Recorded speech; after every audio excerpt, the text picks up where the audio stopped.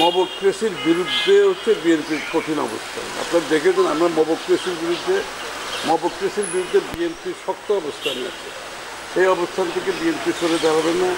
BNP বাংলাদেশের সহনশীল পরস্পরের সম্মানবোধের রাজনীতি প্রতিষ্ঠিত করার জন্য অঙ্গীকারবদ্ধ। এখান থেকে সরার কোনো সুযোগ নাই। এই সমস্ত মবক্রেসি যারা জড়িত এটা তাদের ব্যক্তিগত বিচার তার নিজের গতি বেছে নেবে।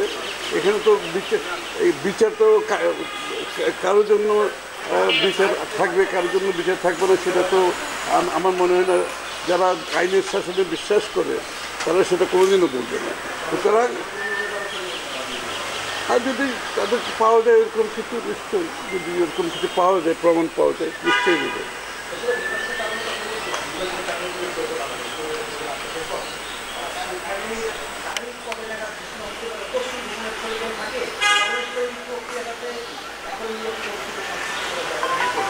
না, এটা তো নির্বাচন, আপনি দেখবেন যতবারই নির্বাচন ঘোষিত হয়, নির্বাচনের ডেট, নির্বাচনে মনোনয়ন দাখিলের তারিখ, বাছাই করার তারিখ, নির্বাচনের দিনক্ষণ সবগুলো একটা শিডিউল দেওয়া হয়। সুতরাং সেটা নির্বাচনের এত আগে কোনো সময় দেওয়া হয়নি, একটা নির্বাচনের কাছাকাছি সময়ে দেওয়া হয়। সব নির্বাচনে কিন্তু একই অবস্থা।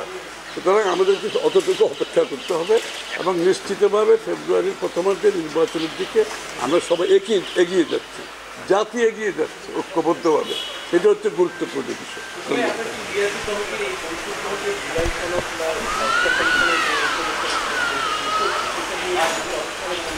এগুলো তো আমাদের কমিটি করা আছে, এগুলো যেহেতু আমাদের কমিটিগুলো করা আছে, তারা ডিল করছে এবং অন্যান্য দলও তাই করছে এর বিরুদ্ধে। এবং আমাদের যুগবদ্ধভাবে ঐক্যবদ্ধভাবে আমরা একসাথে আন্দোলন করেছি রাস্তায়। আমরা সেই ধারা কিন্তু অব্যাহত রাখছি এবং এই ধারা অব্যাহত থাকবে। আমরা আগামী নির্বাচন, পরবর্তীতে সরকার গঠন সহ যে আমাদের আগামী দিনের গণতান্ত্রিক বাংলাদেশে গণতন্ত্রকে প্রাতিষ্ঠানিক রূপ দেব এবং আমাদের 31 দফা যে সংস্কার প্রস্তাব সেটা বাস্তবায়ন করব আমরা সবাই মিলে।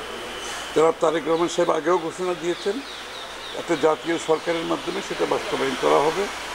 আমরা বিশেষ করে লন্ডন বৈঠকের পরে জনাব তারেক রহমান সাহেব এবং আমাদের ডক্টর ইউনূস সাহেবের সাথে, প্রধান উপদেষ্টার সাথে বৈঠকের পরে ফেব্রুয়ারির প্রথমার্ধে নির্বাচন যে আলোচনা জনগণ সেটা অত্যন্ত ইতিবাচকভাবে নিয়েছেন এবং যে আশঙ্কা ছিল জনগণের মধ্যে সেটা কেটে গিয়েছে। সমস্ত জাতি এখন নির্বাচনী টানেলে প্রবেশ করেছে। আমরা সবাই নির্বাচনের দিকে এগিয়ে যাচ্ছি গণতন্ত্র পুনরুদ্ধার, গণতন্ত্রকে প্রাতিষ্ঠানিক রূপ দেওয়ার জন্য এবং বাংলাদেশের জনগণের রাজনৈতিক, সাংবিধানিক, গণতান্ত্রিক অধিকার প্রতিষ্ঠিত করার জন্য এবং একটি নতুন বাংলাদেশ গড়ার শপথ নিয়ে আমরা সবাই ঐক্যবদ্ধভাবে এগিয়ে যাচ্ছি।